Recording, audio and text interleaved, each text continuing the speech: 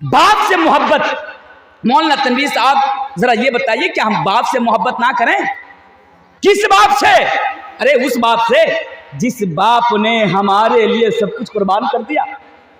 क्या हम उस बाप से मोहब्बत ना करें? किस बाप से? जिस बाप ने हमारे लिए, हमारी परवरिश के लिए दिन भर 200-250 रुपया मजदूरी करके 200-250 रुपया कमाता हो और हमारी परवरिश करता हो, क्या हम उस बाप से मोहब्बत ना करें? नहीं, बाप की मोहब्बत यकीनन हमारे दिल में होनी चाहिए। और वो कौन सी औलाद है, वो कौन सा नालायक बेटा है जो अपना बाप से मोहब्बत ना करे। एक वाकया ना मुझे याद आ गया। चलिए वाकया को सुनिए, फिर आयत को मैं आपको समझाता हूँ। इस आयत को, इस टुकड़े को मैं आपको समझाता हूँ। मैं ना जब दिल्ली के अंदर रहता था, आज से तकरीबन 7-8 साल पहले की बात कर रहा हूँ, जब मैं जामिया रियाज में पढ़ता था दिल्ली के अंदर, तो एक आदत थी, मेरा एक मामूल था। वो ये था कि आफ्टर डिनर करने के बाद, यानी रात के खाना खाने के बाद हम लोग ना बाहर टहलने के लिए, सैरो तफरीह के लिए निकलते थे। एक दिन की बात है कि रात के लगभग 10 बजे या 10:30 बजे, 10 बजे के बाद, 10 बजे के आसपास, मैं और उत्तर प्रदेश का मेरा 2 फ्रेंड था, 2 दोस्त था, उत्तर प्रदेश के रहने वाले थे, बलरामपुर के। तो हम तीनों घूमने के लिए निकले जामा मस्जिद की सीढ़ियों की तरफ, जहां पर छोटी छोटी दुकानें लगती है, छोटा बाजार लगता है, सबको मालूम होगा जो जामा मस्जिद गए होंगे। मैं गया घूमने के लिए, तो क्या देख रहा हूं कि रात के 10 या 10:30 बजे के आसपास नीचे में एक चादर बिछाकर 3-4 आदमी बैठे हुए हैं और बंगला जबान में आपस में गुफ्तगू कर रहे हैं, बात कर रहे हैं बंगला जबान में। अब मैं ठहरा शेरशाहबादी, तो मुझे बंगला समझ में आती है, मैं बंगला जानता हूं अल्हम्दुलिल्लाह।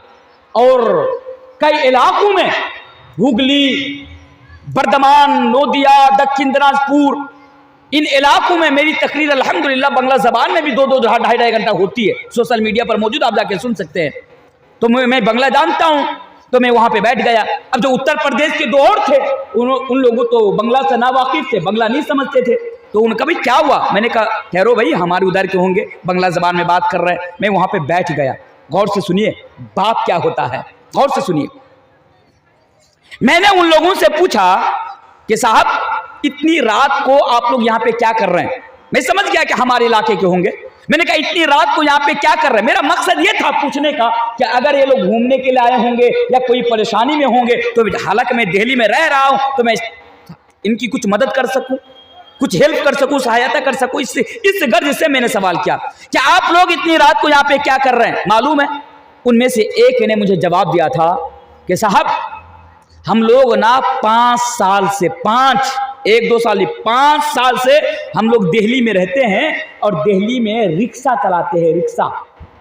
मैंने कहा अल्लाहु अकबर, 5 साल से दिल्ली में रह रहे? बोला हाँ। तो मैंने कहा तो यहाँ पे इतनी रात को क्या कर रहे हैं? फिर जवाब दिया कि हम लोग दिन भर रिक्शा चलाते हैं, जब थक जाता हूं, जिस्म के अंदर जब थकावट आ जाती है, बहुत ज्यादा टायर्ड हो जाता हूं, तो यहाँ आता हूं, यहाँ पे कुछ देर आराम कर लेता हूं, 1-2 घंटा सो लेता हूं, फिर रिक्शा लेकर निकल जाता हूं। ताज्जुब हुआ। मैंने कहा कि साहब दिन भर रिक्शा चलाते हैं, जिस्म के अंदर थकावट आ जाती होगी, थक जाते होंगे, तो इससे यहाँ पे अगर सोएंगे, खुला आसमान है, सर के ऊपर छत भी नहीं है, यहाँ पे नींद भी नहीं आएगी, चारों ओर गंदगी है, बड़े बड़े मच्छर हैं, तो इससे बेहतर तो यही है ना, क्योंकि आप लोगों को सुकून की नींद की ज़रूरत है। जब तक आपको सुकून की नींद नहीं आएगी, तब तक जिस्म के अंदर से थकावट नहीं जाएगी, सुकून की नींद चाहिए। तो इससे बेहतर है किसी रूम को रेंट पे लेकर, यानी किराया भाड़ा पे लेकर तो आप लोग रह सकते हैं ना। क्या जवाब दिया था मालूम है?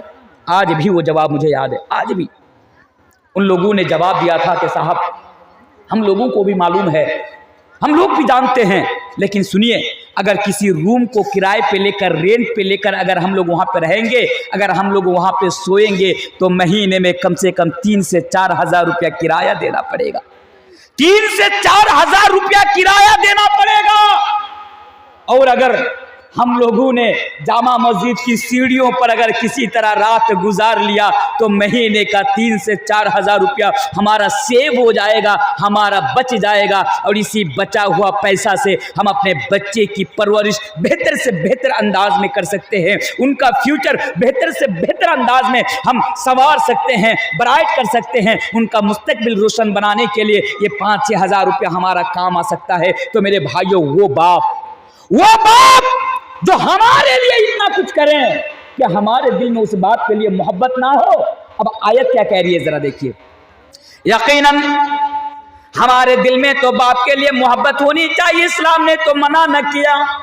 ओ लोगों, इस्लाम के अंदर बाप का भी बहुत बुलंद मकाम है, बहुत बड़ा मकाम है। लेकिन मेरा मौजू नहीं है बाप का मकाम बयान करने के लिए, बस मेरा मौजू यह है कि बाप से मोहब्बत करो, पर अल्लाह और अल्लाह के रसूल से नहीं।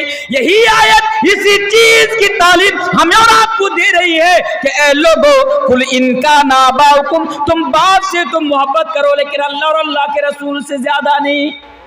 अगर इस टुकड़ा को समझना हो ना, तो अब्दुल्ला बिन उबई और उनका बेटा अब्दुल्ला का वाकया देखो, तब बात और क्लियर तरीके से आपके भेजे के अंदर समझ में आ जाए, घुस जाएगी। क्या है? अब्दुल्ला बिन उबई, सब नाम जाने सुने होंगे, वाकया भी सुने होंगे, फिर भी सुनिए ताकि हमारा ईमान इससे कुछ ताजा हो जाए। अब्दुल्ला बिन उबई ये मुनाफिकों का सरदार है, बहुत बड़ा मुनाफिक है, ये मुसलमानों का अंदरूनी दुश्मन है। अब्दुल्ला बिन उबई का बेटा अब्दुल्ला ये मुसलमान है। देखिए यहाँ पे एक चीज मैं बताऊं, बाप का नाम अब्दुल्ला, बेटा का नाम भी अब्दुल्ला। हमारे समाज में क्या होता है मालूम है? चलिए एक यहाँ पे एक चीज और मैं आपके सामने वजाहत कर देता हूँ। हदीस के अंदर है, अल्लाह के प्यारे रसूल जनाब मोहम्मद रसूलुल्लाह सल्लल्लाहु अलैहि वसल्लम ने बयान फरमाया, गौर से सुनिए, बहुत काम की चीज बता के जा रहा हूँ, कि जब तुम्हारे घर में बच्चा पैदा होना तो बच्चे का नाम जो है अच्छा अर्थ देकर, माना देकर, अच्छी मीनिंग देकर बच्चे का नाम रखा करो। हमारे समाज में जो नाम रखा जाता है ना, अल्लाह जाने क्या क्या नाम रखा जाता है, ये सब सही नहीं है। लेकिन हमारे समाज में ये भी है, आज हमारी जो सोच और हमारी जो मेंटेलिटी है वो ये भी है। अब एक घर में बच्चा पैदा हुआ, मान लीजिए यहाँ पे मदरसा है, मौलाना मुनीर साहब है, मुनीर साहब के पास आया कि मौलाना साहब हमारे घर में ना बेटा हुआ है, तो नाम रख लीजिए, नाम बोल दीजिए अच्छा सा। तो बोला क्या? अब्दुल्ला। बोला नहीं ये नाम नहीं चलेगा। बोला अब्दुल रहमान। बोला नहीं ये नाम भी नहीं चलेगा। बोला अब्दुल सत्तार। बोला नहीं ये नाम भी नहीं चलेगा। बोला भाई ये अच्छा नाम है। बोला नहीं ये सब नाम नहीं, ये सब नाम ना पुराना हो चुका है, पुराना हो चुका है।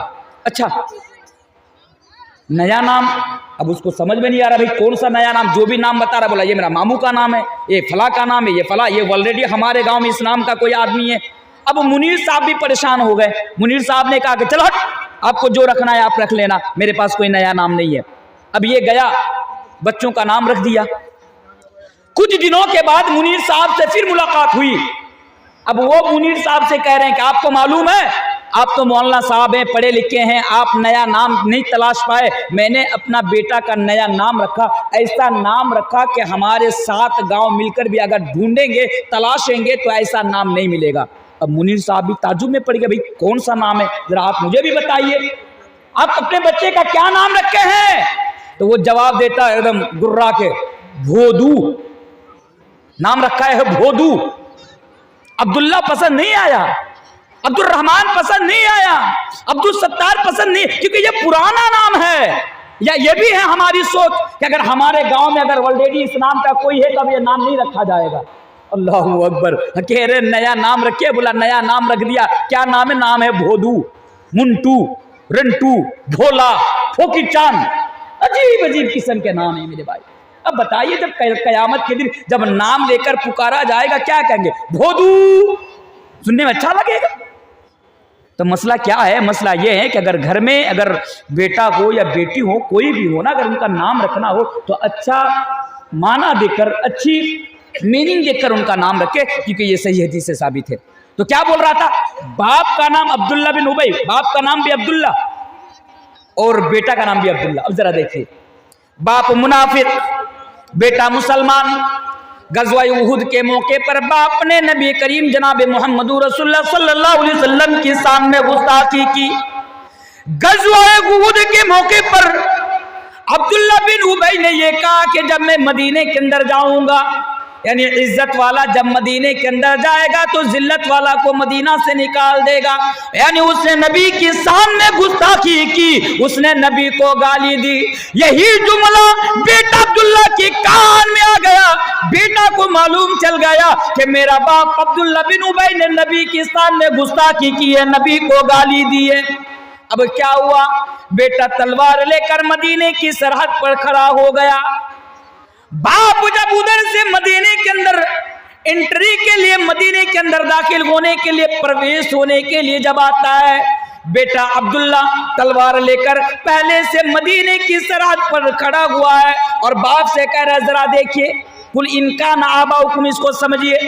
बेटा बाप से कह रहा है अब्बू जान, आपने नबी को जलील कहा है, आपने नबी के सामने गुस्ताखी की है, आपने नबी को गाली दी है। जब तक आपके बारे में कोई फैसला ना जाए, जब तक आपके बारे में कोई हुक्म ना जाए, आप मदीने के अंदर दाखिल नहीं हो सकते, आप मदीने के अंदर प्रवेश नहीं कर सकते।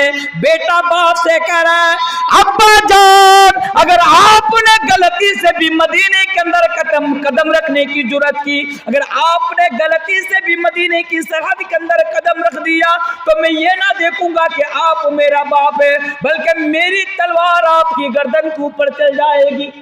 बेटा बाप से कह रहा है कि जब तक आपके बारे में कोई फैसला ना जाए, तब तक आप मदीने के अंदर दाखिल न होना, वरना मैं आपको कत्ल कर दूंगा। नबी को मालूम चला, नबी ने कहा अब्दुल्ला को मेरे पास बुलाओ।